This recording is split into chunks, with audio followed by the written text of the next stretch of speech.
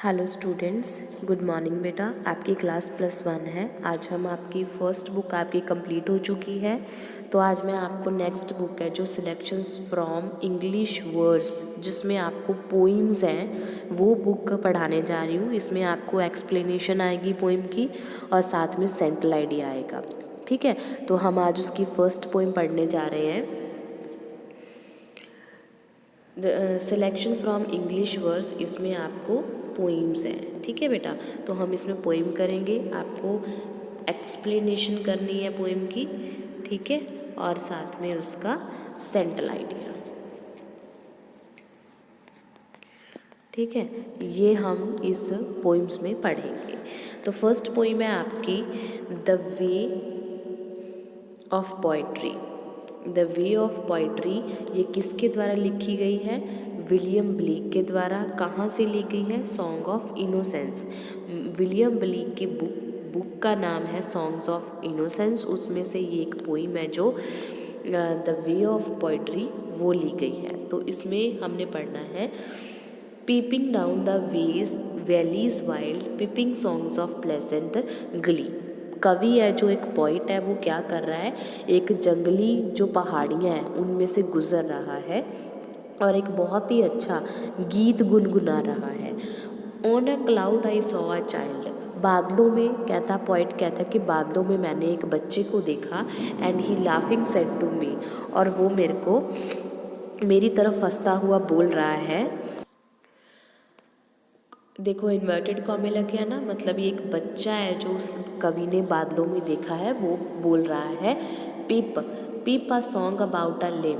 कहता है पिप को, कहता है कि तुम एक गाना गाओ। लेम एक जो भेड़िए होते हैं उनके बारे में गाना गाओ। सो आई पेप्ट विद मैरी चीयर, ताकि मेरे को उस गाना सुनने से खुशी हो। पिपर पिप दैट सॉन्ग अगेन। पिपर जो होता है गाना गाने वाला, गुनगुनाने वाला, वो गाना गाता है। So I piped he wept to hear. जैसे ही वो गाना गा रहा होता है, बंसुरी बुझा रहा होता है अपनी, पेप्ड बंसुरी बजा रहा होता है, तो वो ये सुन के रोने लगता है बच्चा। Drop the pipe the happy pipe. कहता है कि अपनी, बच्चा कह रहा है पॉइट को कि तुम अपनी जो बंसुरी है उसको नीचे रख दो। The happy pipe sing the song of happy cheer. पहले तो इसमें इस पैराग्राफ में वो बोल रहा है कि तुम अपनी बंसुरी बुझाओ। ठीक है, pipe a song about a lamb so I piped with cherry merry cheer. कहता है कि उसने मेरे को कहा कि तुम अपनी बंसुरी बुझाओ एक धुन के साथ, गाने के साथ। तो जो पेप्ड होता है वो मतलब बंसुरी बुझाने लगता है। पिपर पिप दैट सॉन्ग अगेन। पिपर जो होता है वो अपनी बंसुरी बजाता हुआ दोबारा से गाना गाता है, जिसको सुन के बच्चा रोने लगता है। Drop the pipe and the happy pipe. बच्चा कहता है कि अपनी जो बंसुरी है उसको छोड़ दो। Sing the songs of happy cheer, और मेरे को एक गाना सुनाओ। सो आई संग सेम अगेन। तो मैंने बंसुरी छोड़ के वो गाना गाना शुरू किया। While he wept with joy to hear, और बच्चा जो है खुशी से रोने लग जाता है। Piper sit thee down and write. वो कहता है कि पीपर तुम बैठ जाओ और लिखो। In a book that all may read. इस गाने को लिखो बुक में ताकि इसको सब पढ़ सके। सो ही वैनिश्ड फ्रॉम माई साइट। तो ऐसा कहते हुए बच्चा कहता मेरे आँखों से ओझल हो जाता है। And I picked a hollow read, और मैं एक करता हूँ एक लिखने के लिए एक पत्ते को या किसी भी चीज़ को किताब बना लेता हूँ। And I made a rural pen, और एक पेन बनाता हूँ। And I stained the water clean, और एक शाही बनाने के लिए, लिखने के लिए जो शाही चाहिए होती है उसके लिए मैं एक साफ़ पानी लेता हूँ। And I wrote my happy song, और उन चीज़ों से मैं अपना ये जो गीत है उसको लिखता हूँ। एवरी चाइल्ड में जॉय टू हियर, ताकि हर एक बच्चा उसको सुन के खुश हो जाए। ठीक है, तो ये हमने पोइम पढ़ ली बेटा। इसके 1 2 3 4 एंड 5 स्टेंजाज हैं। ठीक है, पहला और आखिरी स्टेंजा पॉइंट कहता है, बाकी जो बीच वाले 3 स्टेंजाज हैं वो एक बच्चे द्वारा कहे गए हैं। ठीक है, तो मैं अब आपकी उसकी एक्सप्लेनेशन करवाने जा रही हूँ। देखो, आपको इस ऐसे एक पैराग्राफ दिया जाएगा पोइम का, आपने उसकी रेफरेंस टू कॉन्टेक्स्ट लिखना है और एक्सप्लेनेशन लिखनी है। तो आप कैसे करोगे? Pipe song about a lamb, so I piped with merry cheer, piper pipe that song again, so I piped he wept to hear. तो रेफरेंस क्या है? दीज ये लाइन्स किससे ली गई है? Taken from Blake's poem way the way of poetry. इस poem में the poet tell us how the gift of poetry came to him divine inspiration. वो बताता है कि उसको पोइट्री लिखने का इंस्पिरेशन है, जो एक इंस्पिरेशन है वो कहाँ से मिलता है। Once the poet had a vision, poet को एक विज़न दिखाई देता है। He saw a child on the cloud, उसमें उसको बादलों में एक बच्चा दिखाई देता है। The poet dressed on as a piper, poet ने एक बंसरी बुझाने वाले की तरह एक ड्रेस पहनी हुई है।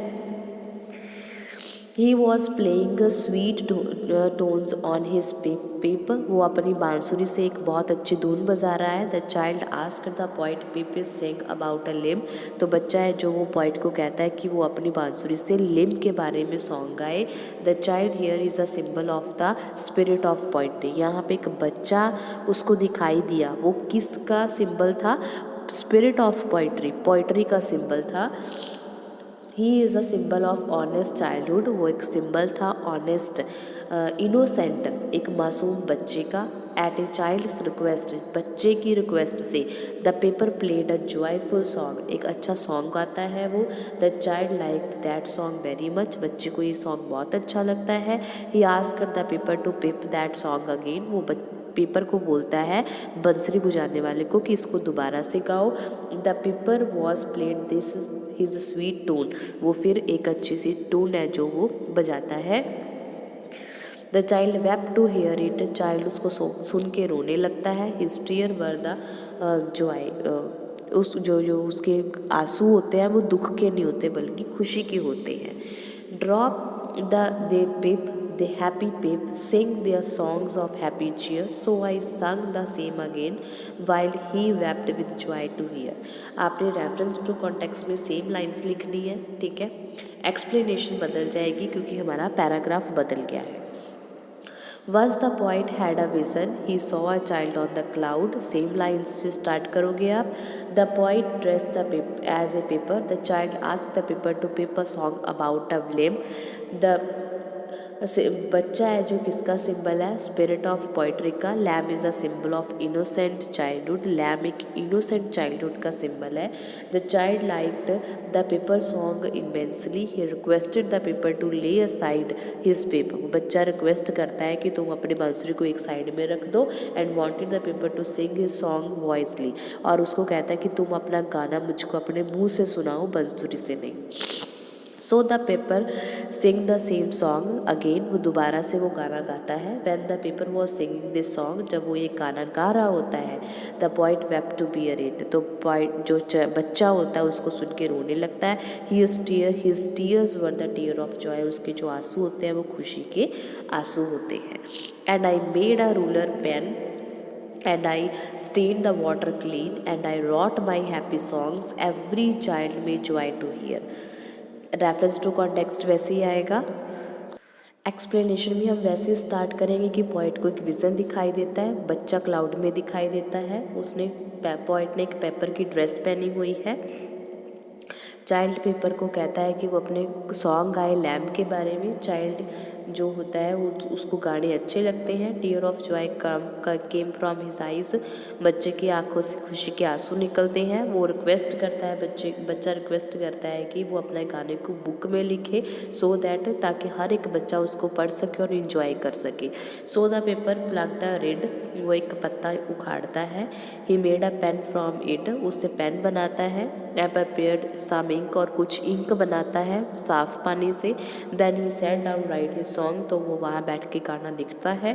The piper wrote such song as cloud bring joy to all children, तो वो पेपर जो होता है वो गाना लिखता है ताकि हर एक जो बच्चा होता है वो उस गाने को इंजॉय कर सके। ठीक है।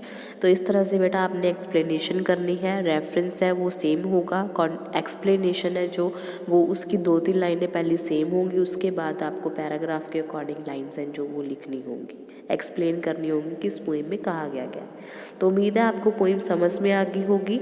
आपको इसकी पोइम का नाम, राइटर का नाम याद होना चाहिए, तभी आप रेफरेंस टू कॉन्टेक्स्ट में लिख सकोगे कि लाइन किस पोइम से ली गई है और किसने लिखी है। ठीक है बेटा, अगर कोई प्रॉब्लम लगती है तो आप मेरे को कमेंट बॉक्स में कमेंट करके कभी भी पूछ सकते हो। ओके बेटा, ओके। नेक्स्ट वीडियो में मैं आपको इसका सेंट्रल आइडिया करवाऊंगी, तब तक आप इस पोइम को अच्छे से समझ लो। Okay, okay, have a nice day.